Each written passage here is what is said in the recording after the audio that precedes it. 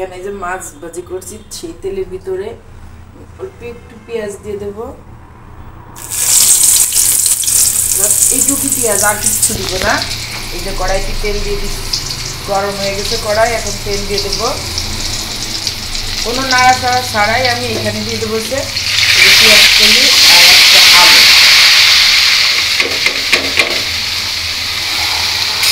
নতুন আলু। এখানে লবণ দিব আর এখানে তেল দিব।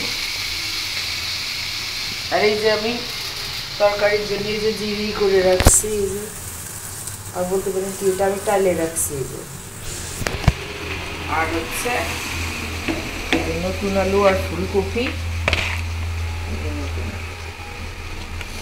এখন তেল দিয়ে দিয়ে লবণ দিয়ে দিই।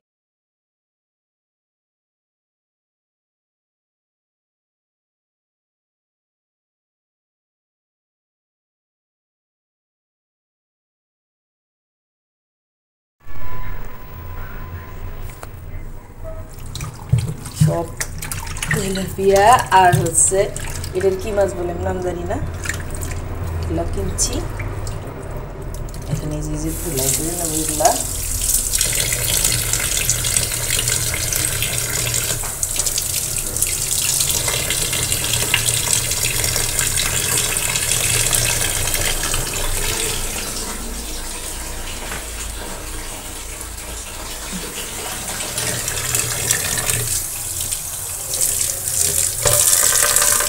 অনেক বাজার করেছি, বাজার ফ্রিজ ভরে রাখবো।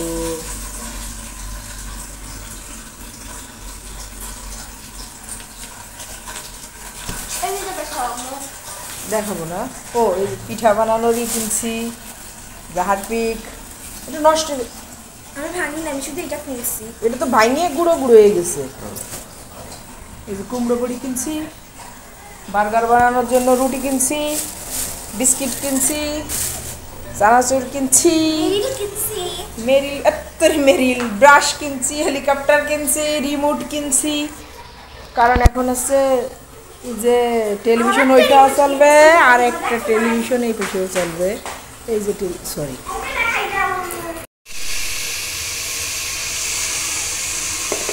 এখন মাছ দিয়ে দিব। মাছের ডিম আছে,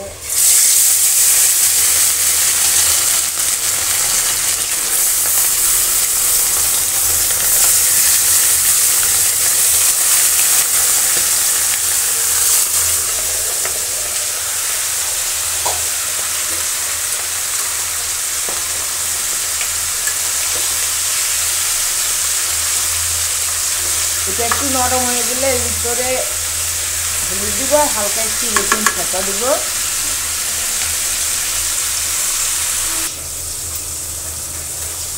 এই যে মাছ ভাজি করছি আর এই যে ভাজি করতেছি।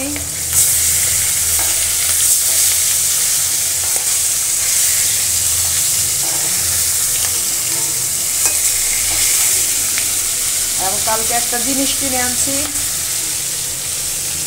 এটা কি বলেন তো? এটা হচ্ছে কুমড়ো বড়ি, আজকে রান্না করবো।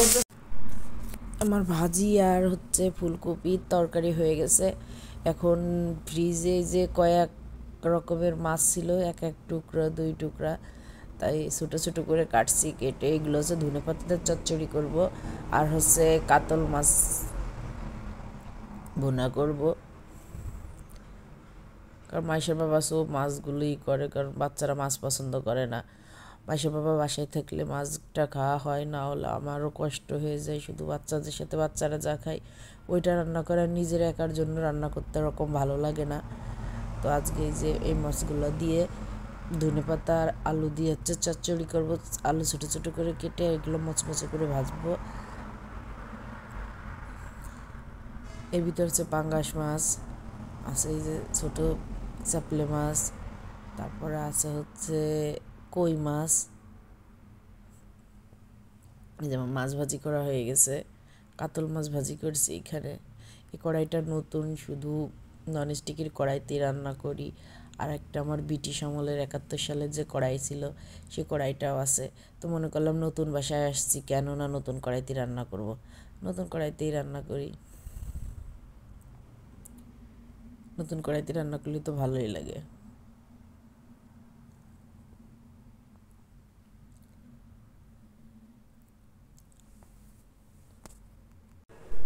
আজকে কয়েক প্রকারের তরকারি রান্না করলাম, 4 প্রকারের ভাজি দিয়ে তরকারি দিয়ে রান্না করলাম। অল্প অল্প করেই করছি, অনেক করে করি নাই যে 6 দিন মেখে খাবো।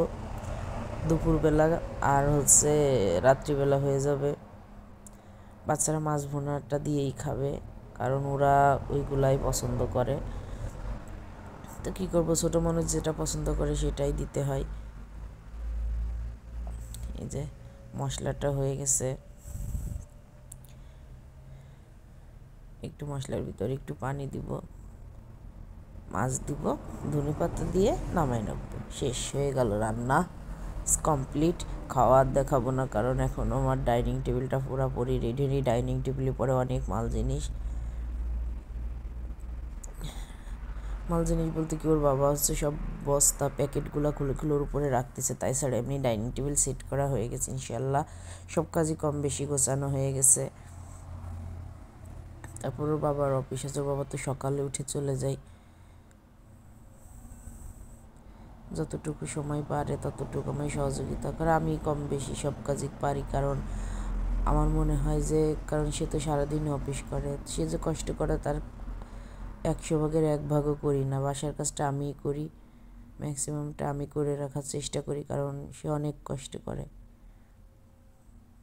দোয়া করি আল্লাহর কাছে লক্ষ কোটি শুকরিয়া যে ওর মতন একজন স্বামী পাইছি। আল্লাহ তাকে সুস্থ রাখুক, সুন্দর রাখুক। যতদিন আল্লাহ তাকে জীবিত রাখে ততদিন সুস্থ থাকুক। আমার সামনে, তার মা, ভাই বোন সবার সামনে, সন্তানদের সামনে সুস্থ থাকুক, ভালো থাকুক, এই দোয়া আল্লাহর কাছে করি।